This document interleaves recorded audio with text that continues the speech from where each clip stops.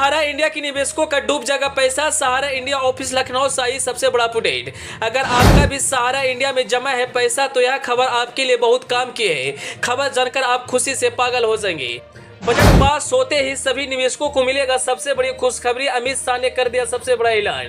जी, सहारा India निवेशकों के लिए एक ऐसी खबर आ रही है जिसे जानेंगे तो अभी खुशी से उछल पड़ेंगे। सहारा इंडिया के चीफ सुब्रत राय के निधन के बाद लोगों को लग रहा था कि अब पैसा नहीं मिल पाएगा, लेकिन इस वक्त सहारा इंडिया से एक ऐसी खबर आ रही है जिसे जानेंगे तो अभी खुशी से पागल हो जाएंगे। सहारा श्री सुब्रत राय के निधन के बाद लोगों को लग रहा था कि अब सहारा का पैसा डूब जाएगा, लेकिन उनके जाने के बाद भी सहारा से जुड़ी नया अपडेट आ रहा है। हाल में ही सहारा से जुड़ी एक ऐसा अपडेट आया है जिसे जानेंगे तो अभी हैरान हो जाएंगे। सहारा लखनऊ स्थित सहारा इंडिया का मुख्यालय पर ईडी ने छापा मारा और कर्मचारियों का फोन जब्त कर लिया। मुख्यालय में स्थित सभी कर्मचारियों से पूछताछ की गई। ईडी कोलकाता यूनिट की ओर से सर्च कंडक्ट करवाया गया था और कर्मचारियों का फोन जब्त कर ली गई थी। सर्च करते समय सहारा मुख्यालय से कुछ नकदी के साथ कागजात भी बरामद किए गए।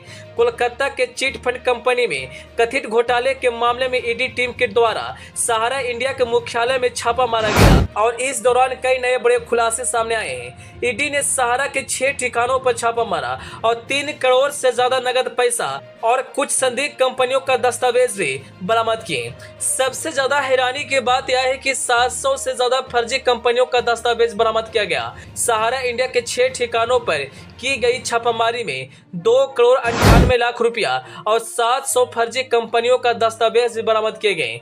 दोस्तों, बता दें कि सहारा के कर्मचारियों द्वारा दस्तावेज देने में आनाकानी करने पर ईडी की टीम ने 12 कमरों का ताला तोड़ा और इन कंपनियों का फर्जी दस्तावेज बरामद किए। ईडी की टीम ने सहारा के कपूरथला स्थित मुख्यालय से 12 पेन ड्राइव, डिजिटल डेटा और कंप्यूटर के 20 से ज्यादा हार्ड डिस्क भी अपने कब्जे में लिया है।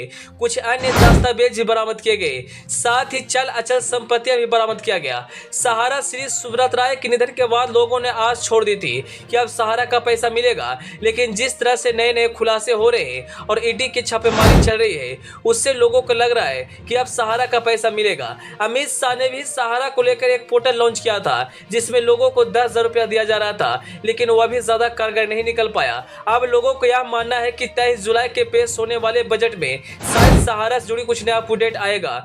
लोकसभा चुनाव भी खत्म हो गए, नई सरकार भी बन गई, लेकिन पूरे चुनाव में कहीं भी इन मुद्दों पर चर्चा नहीं की गई। अब देखना यह है कि क्या 23 जुलाई को बजट में सहारा को शामिल किया जाएगा।